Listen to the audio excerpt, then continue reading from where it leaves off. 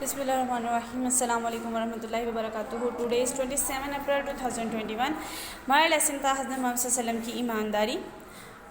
اس کی مشق کریں گے, اس کے سوال جواب. مندرجہ سوالات کے جوابات دیں. پہلا سوال ہے, قرآن کریم میں مومن کی اعلیٰ صفت کس کو قرار دیا؟ قرآن کریم نے ایماندار کو مومن کی اعلیٰ صفت قرار دیا. آپ صلی اللہ علیہ وسلم کے پاس اپنی قیمتی چیزیں کون کون رکھواتا؟ آپ صلی اللہ علیہ وسلم کے دوست دشمن بھی آپ صلی اللہ علیہ وسلم کے پاس قیمتی چیزیں رکھواتے تھے. نو پیج 15 پہ تاریخ اور دن لکھنا ہے. اب سوال ہے, مکہ سے ہجرت کے وقت نبی صلی اللہ علیہ وسلم نے حضرت علی سے کیا کہا؟ مکہ سے ہجرت کے وقت نبی صلی اللہ علیہ وسلم نے حضرت علی سے کہا کہ یہ ساری ایمانتیں واپس کر کے آ جاؤ. جنگ خیبر کے دوران آپ صلی اللہ علیہ وسلم نے یہودی غلام کو کس بات کا درس دیا؟ ایمانداری کا درس دیا اور کہا کہ بکریاں مالک کی طرف ہانک دو تاکہ یہ اپنے مالک کے پاس چلی جائیں.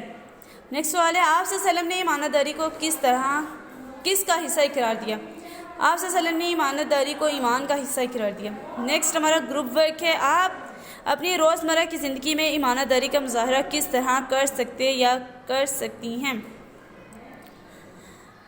اگر ہمارا کوئی دوست اپنی کوئی بھی چیز مثلا پین, کتاب, مارکر وغیرہ استعمال کر کے دے تو اس کو وہ چیز بغیر